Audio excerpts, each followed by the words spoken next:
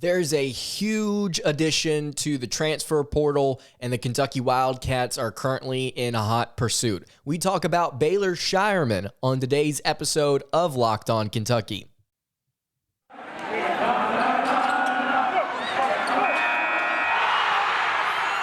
You are Locked On Kentucky, your daily podcast on the Kentucky Wildcats, part of the Locked On Podcast Network, your team every day. All right, what's going on, Big Blue Nation? Welcome on in to Locked On Kentucky, your daily Kentucky Wildcats podcast. I'm your host, Lance Dawe, writer for Sports Illustrated for various SEC-related things, but on this podcast specifically, we take a dive into all things Kentucky athletics. On today's episode of Locked On Kentucky, we've got some really big news out of the transfer portal. No commitments, but there has been a prospect that has entered the portal that the Wildcats are in hot pursuit of right now that I think would just about solidify Kentucky's chances at a national title this upcoming season. Before we get into that, though, just want to tell you guys, thank you so much for making Locked On Kentucky your first listen every single day. Want to remind everybody out there that we are free and available on all platforms. So let's go ahead and get into it. Huge Kentucky prospect in the portal, Baylor Scheierman. This is a guard out of South Dakota State, and if you know anything about the Jackrabbits, immediately what comes to mind if you're a college football fanatic out there, or maybe you just watch it occasionally, you kind of know what the Jackrabbits are about. They're known for their three-point shooting. Really, really good offensive team, really, really efficient, knows how to shoot the basketball. Was only able to score 57 points in a first-round exit against fourth seed Providence this past tournament, but offensively, they're very dangerous, and they were in their respective conference. But Baylor Scheierman, a guard out of South Dakota State, has announced that he is entering the transfer portal. And before I get into, some of the numbers here, I just want to go over the list of teams that have expressed interest in this kid. Duke, Kansas, Gonzaga, Arizona, UCLA, Florida, Baylor, Texas, Memphis, Alabama, Louisville, and Michigan State. And then you can throw Kentucky in there as well. Those schools have already shown interest in this kid, and he's not been in the portal for more than about 48 hours now, which is absolutely insane. The Summit League Player of the Year this past season, he averaged 16.2 points, 7.8 rebounds, 4.5 assists, and shot 50.8% from the field. And get this, 47% from three. He's a Nebraska native, 6'6" guard, 31st nationally in offensive rating according to KenPom, and he had the 5th best offensive rating out of players that were used at least 20% of possessions. Those are, without being dramatic, those are really, really good numbers. And you may immediately say, well, he wasn't playing in a very good conference. And you're right. It's fair. He was not playing in a very good conference, and quite frankly, he didn't play a lot of really good teams last season. Got to play Alabama, got to play Providence, scored 18 points against the Friars in the round of 64 of the NCAA tournament, but he didn't really have a lot of opportunity to show his stuff against a legitimate opponent, and I think that's a fair concern. What I will say at the same time, though, is not every single prospect, transfer, or recruit has to either be a 5-star guy or has to be coming from an elite Power 5 school. They don't have to come from that background to be successful. We've seen a ton of different guys in the NBA and, quite frankly, in college transfer to schools that were prestigious, coming from essentially some no-name guys, some no-name places rather, and they've been able to succeed. I think Baylor Scheierman could be one of those guys.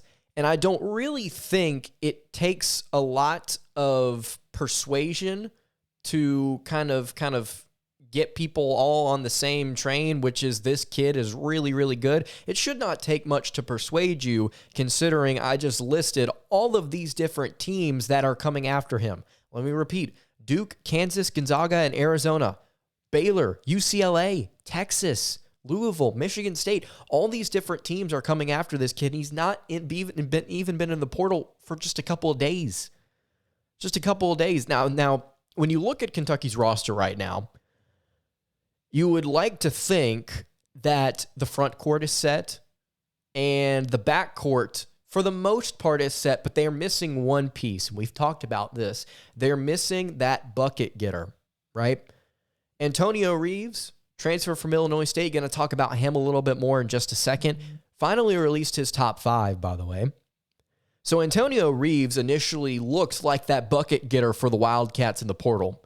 And then Baylor enters the fray here. And I know that this might get pegged as recency bias, and I know that there are probably a lot of people on social media that are saying similar things to what I'm saying right now, but like, this is why you are patient when it comes to weighing your options in the transfer portal, right? Because you may lock down a kid that you think is good and you don't want anybody else to take him. And the moment that you decide to do that, somebody else that is just as good or better, or maybe a better system fit, comes along, even though you've already locked up a kid at the same position. I think when you look at Antonio Reeves and you look at Baylor Scheierman, Scheierman was the more efficient shooter.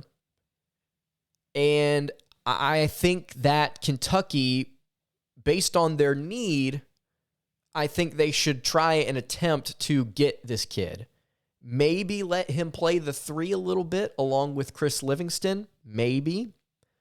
But I think primarily he would work as a shooting guard. Who knows? I may be completely off on that. You may say in the comments like, well, Lance, he worked at the 3 at South Dakota State, so what do you know?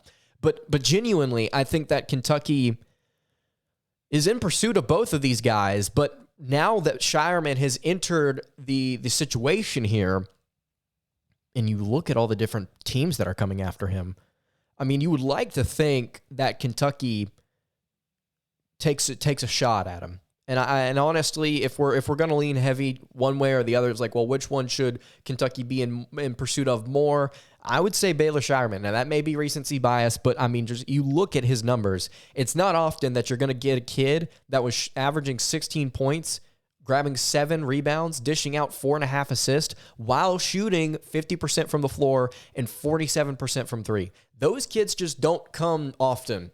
They just don't come often. I mean, you take that. Even though he was playing in the Summit League, you take that 100%. So I really, really hope that Kentucky's able to bring him in. Baylor Scheierman, going to be talking about him a little bit more until he commits to somewhere, essentially. And then I want to talk a little bit about Antonio Reeves. In a second, going to talk about his top 5, Kentucky included. Before we discuss that, though, I want to tell you guys about our friends at Built Bar. Built Bar has these new things called Puffs. If you have not tried them, you're missing out on one of Built Bar's best tasting bars out there. Puffs are the first ever protein-infused marshmallow. They're fluffy, they're marshmallowy, they're absolutely delicious. Covered in 100% real chocolate, and Built Bar has a ton of different flavors, not just for Puffs, but for just regular Built Bars as well. And they've got this new flavor, white chocolate cookies and cream, absolutely delicious. If Built thinks a flavor might be good, they will make it. It will be delicious, and it will also be good for you. They've got a ton of different flavors over at Built.com, and right now, you can go to Built.com and use promo code LOCKED15 to get 15% off your order. Again, you can use promo code LOCKED15 for 15% off over at Built.com. Go check them out. All right, moving along here on the Wednesday edition of Locked On Kentucky. Lance Dawe here with you. Antonio Reeves has Kentucky in his top 5. So this past weekend, we heard some rumblings on social media that Kentucky might be picking up a commitment. A lot of people assumed it would be Antonio Reeves, and nothing happened. And so here we are. It's Wednesday now, and it kind of feels like Kentucky's backed off of him a little bit. I don't necessarily know what's happened there, but Antonio Reeves still has Kentucky in his top 5. And when you look at this list, you would like to think that Kentucky's still the favorite. The top 5 includes Nebraska, Xavier, Oregon, and DePaul. And then Kentucky's in there as well.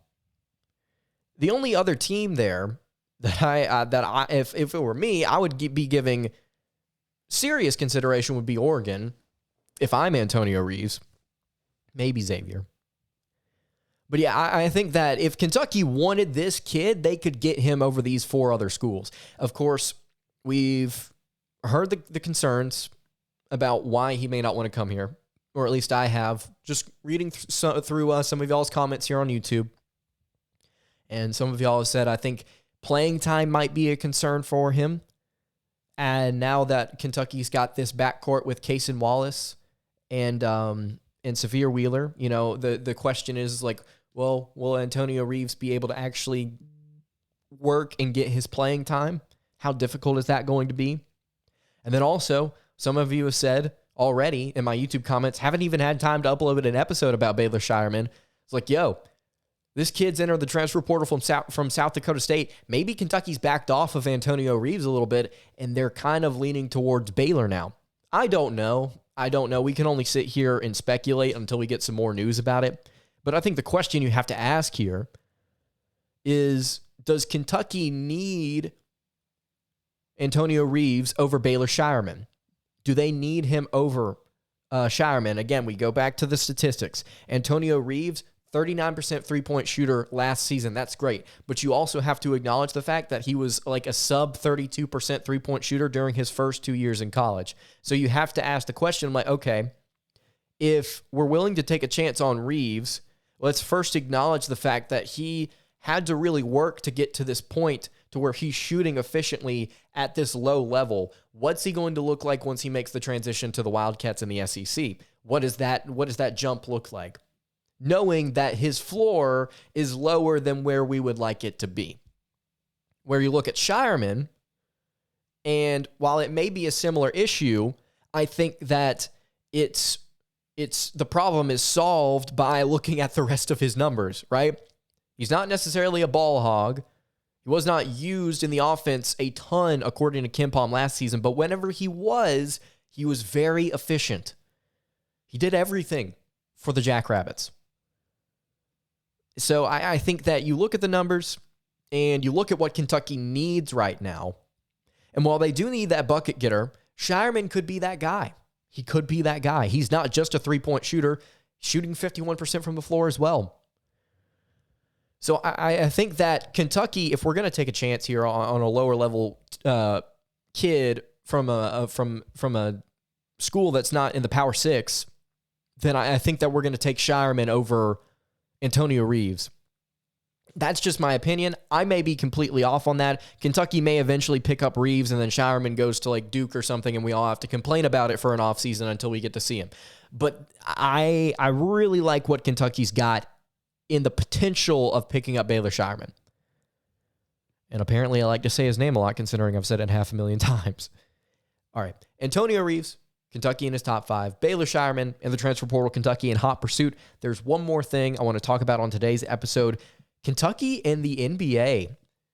The mock drafts coming out. Where are Kentucky's players being mocked to go? I want to talk about the 2 in ESPN's most recent mock draft in just a second. But before we do that, I want to tell you guys about our friends over at Rock Auto. With the ever-increasing numbers of makes and models, it's now virtually impossible for your local chain auto parts store to stock all the parts that you need.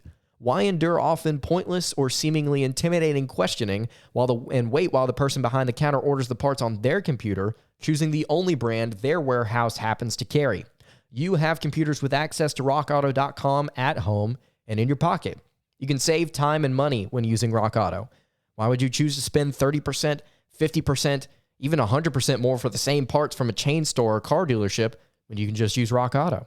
Rock Auto is also a family business, serving do-it-yourselfers for over 20 years. Their prices are reliably low for every single customer, and they have everything you could need, from brake parts to tail lamps, motor oil, and even new carpet.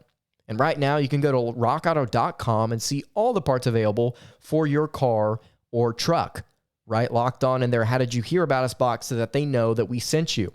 Amazing selection, reliably low prices, all the parts your car will ever need. That's at rockauto.com. All right, wrapping up the Wednesday edition of Locked On Kentucky. Lance Dawe here with you. Thank you guys so much for making Locked On Kentucky your first listen every single day. Want to ask everybody out there watching on YouTube, hey, hit the subscribe button. Over 80% of people that watch me are not subscribed, y'all got to start hitting that sub button, dude. We're consistently putting out all things Kentucky content. We're going to be talking a lot over the offseason about different hypotheticals, over-unders, different things like that. Just getting hyped for the upcoming season. Subscribe. It's going to be a good time. Going to be taking a lot of listener questions as well over the offseason. So if you've got some, and I'm not asking for them, just leave them in the YouTube comments below and say, hey, do you want to discuss this on the show? And I may say, absolutely. Let's make it happen. And if you're listening on podcast format, leave a review. I'd love to hear what you have to say about the pod. Anyway, Kentucky in the NBA mock drafts. Where are Kentucky players being mocked to go? So ESPN put out a recent mock draft just a couple of days ago. And Kentucky's got 2 players in the first round. And obviously Shaedon Sharpe, the one in the lottery. According to ESPN, Sharpe will go 6th to the Portland Trailblazers. And this is what ESPN has to say about Sharpe and the Trailblazers. With Portland clearing the books and going younger and more development-focused at the moment, 18-year-old Sharpe makes a lot of sense here.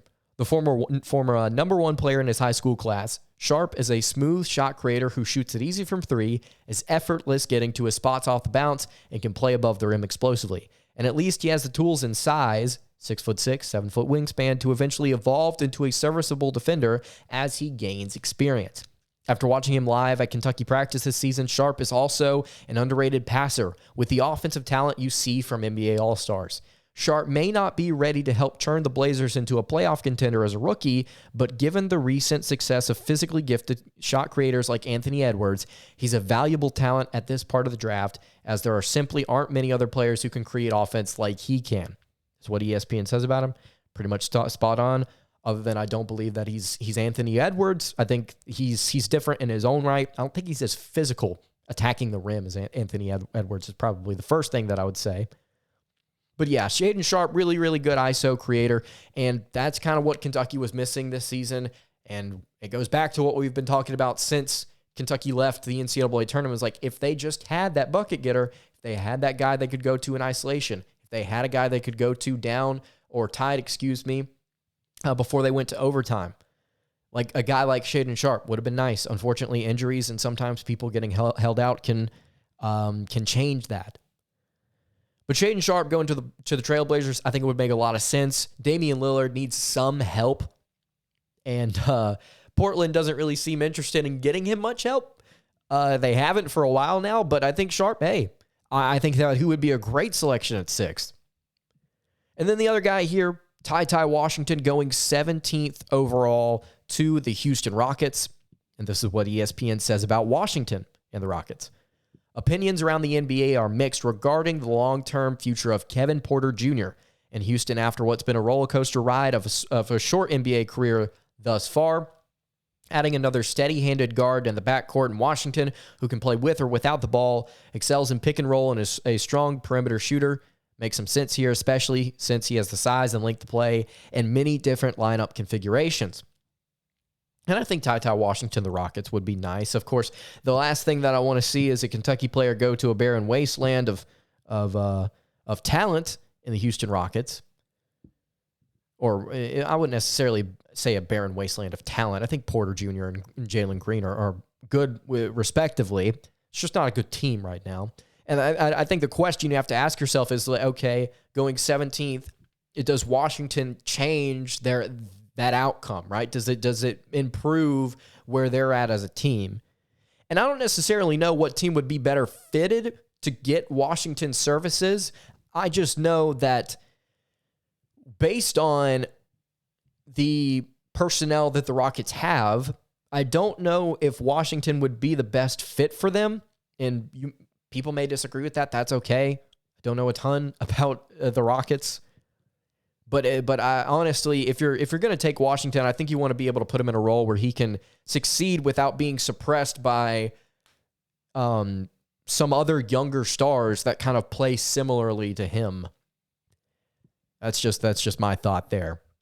And we'll definitely keep up with this as the NBA draft gets closer. We'll also be talking about some Kentucky players in the NBA as the playoffs go on. I asked on Twitter just yesterday, what NBA team do you pull for? Some of you said Celtics, one of you said the Pistons, one of you said the Grizzlies.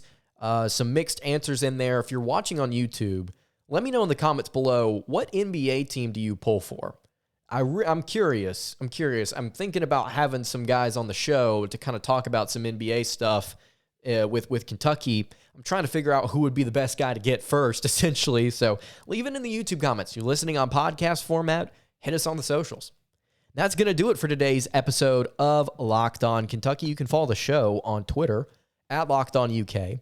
You can follow me on Twitter at LanceDawe_, and you can follow the show on Instagram at Kentucky Podcast. Any questions, comments, concerns? Again, leave them in the YouTube comments below. Hit me on the socials. I will see you all tomorrow. Have a great rest of your day, and God bless.